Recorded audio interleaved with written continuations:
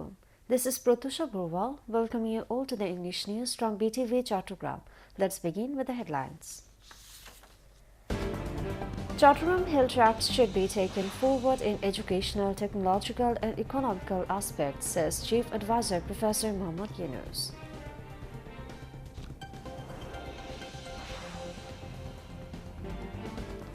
India to send back Sheikh Hasina accused of mass killings, hopes international crimes law expert Toby Cadman.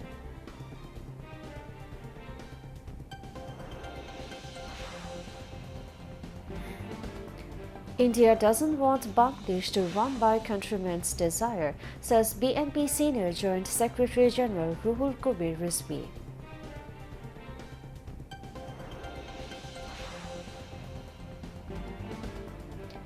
Fascists trying to destabilize the country as it starts returning to positive trend, says Bangladesh Jamaat-e-Islami Amir Dr. Shafiqur Rahman.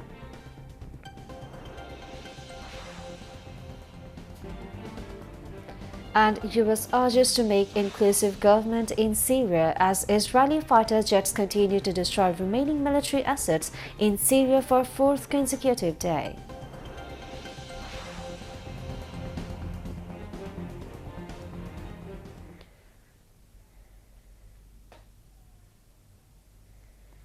Viewers, those were the headlines and moving on to the details.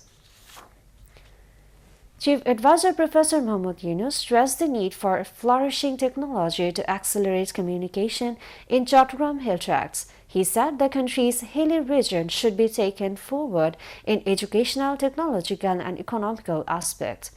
The Chief Advisor was virtually addressing a training program titled Hill District Council Management arranged for the Hill District Council Chairman and members at Chittagong Hill Tracts Complex in the capital today. Professor Yunus said the naturally beautiful and resource-rich hill districts could have been the most developed region in Bangladesh, but it is lagging behind. This should not be accepted. Expressing his hope that the youth of the hilly region will be built as global citizens, the Chief Advisor said, despite being people from remote area, the youth should not be left behind. He encouraged the youths of the hilly regions to participate in the Youth Festival to be held in next January. Professor Yunus asked the hilly people to encourage their children and youths to join this festival. In his speech, the Chief Advisor also spoke about the need for reform in the education system of the hilly region and importance of proper training. Chattogram Hill Tracts Affairs Advisor Supradeep Chakma was present at the program. Outgoing Japanese ambassador to Bangladesh Iwama Kiminori said Japan will support Bangladesh's reform agenda and its investors would continue to stay in Bangladesh to help boost the country's economic developments. The Japanese envoy made the comments during a farewell call on Chief Advisor Professor Mohammad Yunus at the State Guest House Jumna in the capital today. Ambassador Kiminori praised the leadership of Professor Yunus and added that his government would cement ties with Bangladesh in three pillars of Japanese engagements, which include peace and stability, economic cooperation, and human-to-human interactions.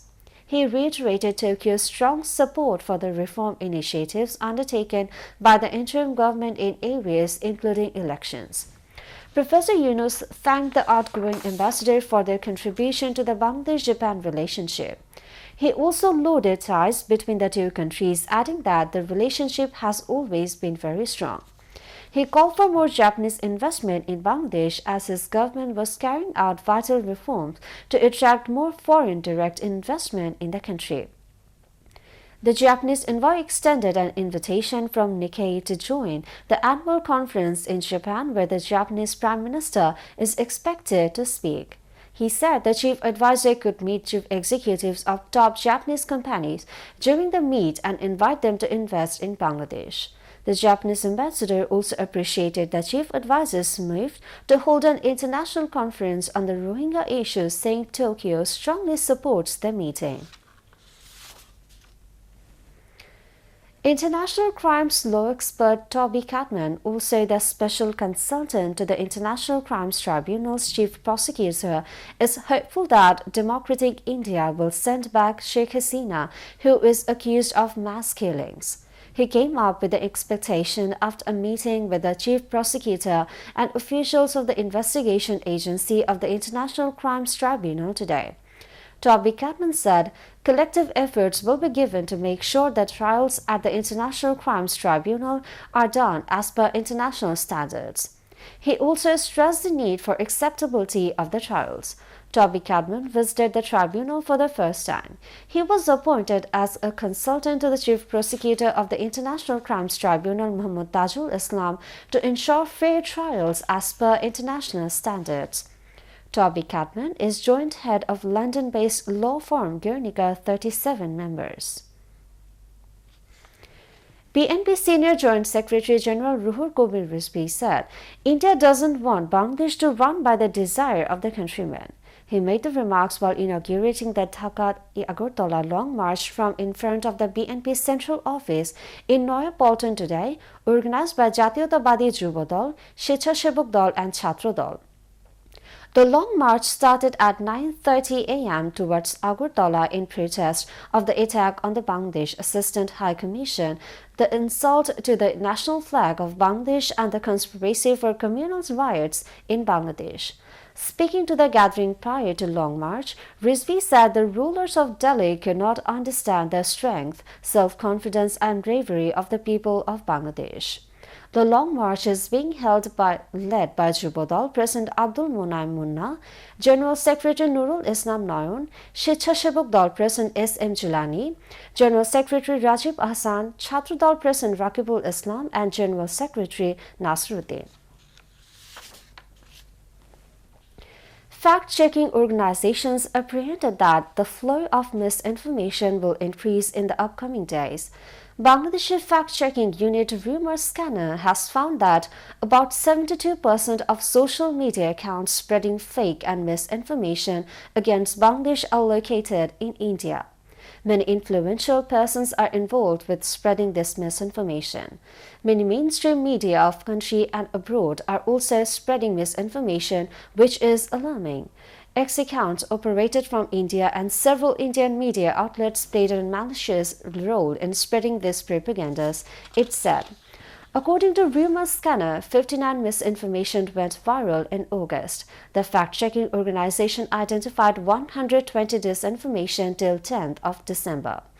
Rumor Scanner also published the names of 49 mainstream media outlets which spread 13 misinformation about Bangladesh from 12th of August to 5th of December. At least 2 BJP politicians played a role in spreading this flow of disinformation. According to data of the Rumor Scanner, the misinformation spread about Bangladesh after August has been viewed at least 20 crore times. As a result, a large number of people are constantly receiving wrong information about Bangladesh. Bangladesh Jamaat-e-Islami Amir Dr. Shafiqur Rahman said, the fascists are trying to destabilize the country when it starts to return to a positive trend. He said, the country's people do not care about the blood eyes of the fascists and the conspirators. Dr. Shafiqur Rahman made the remarks while speaking at the Central Majlis Shura meeting of Jamaat at its Mog Bajar head office in the capital today. He claimed that the sacrifice of people and students created the new Bangladesh. All should be united to honor this sacrifice of the students as mass people, said the Jamaat Amir. 6-day-long Bijoy Mela has kicked off in the port city Chattogram with the theme Chalo Durjoy Pranir Anonde. Chattogram Divisional Commissioner Dr. Mohammad Ziauddin inaugurated the fair in premises adjacent to Circuit House in the morning.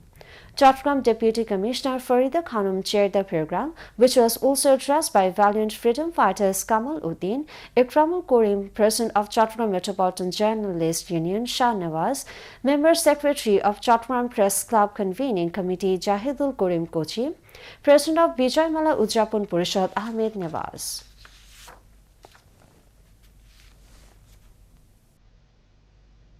Now, international news.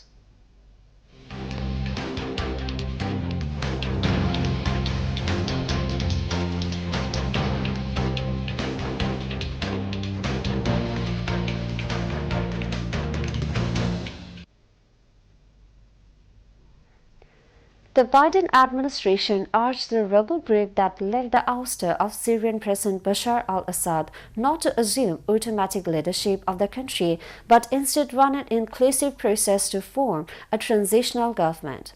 The call was made in a briefing by two U.S. officials and a congressional aide on the first U.S. Congress contacts with the group.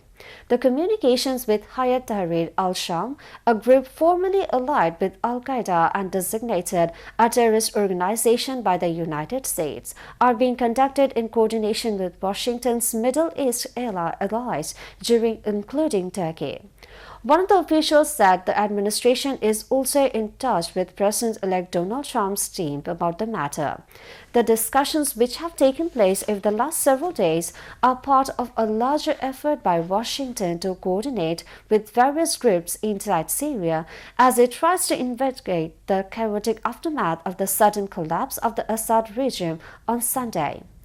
Syrian rebels have set fire to the tomb of ex-President Bashar al-Assad's father, Hafiz al-Assad, in his former hometown in the western Syrian Latakia province. Meanwhile, the Syrian Observatory for Human Rights says over 350 Israeli airstrikes hit 13 Syrian provinces in 4 days. Israeli fighter jets continue to destroy the remaining military assets in Syria for the fourth consecutive day. Israeli strikes in northern and central Gaza Strip on Wednesday killed at least 31 Palestinians. Most of them were killed in Beit Lahiya town in the north of the enclave. Health officials said the Israeli airstrike on a house in Beit Lahiya killed at least 22 people, including women and children. Relatives listed the names of the dead on social media. The Palestinian news agency WAFA said at least 30 people were living in multi-story building before it was struck, adding that several members of the family remained missing as rescue operations continued through morning hours. Earlier, at least 7 Palestinians were killed and several others wounded in an Israeli airstrike on a house in the Nuseirat camp in the central part of the Gaza Strip. The Palestinian Civil Emergency Service said another 2 people were killed by an Israeli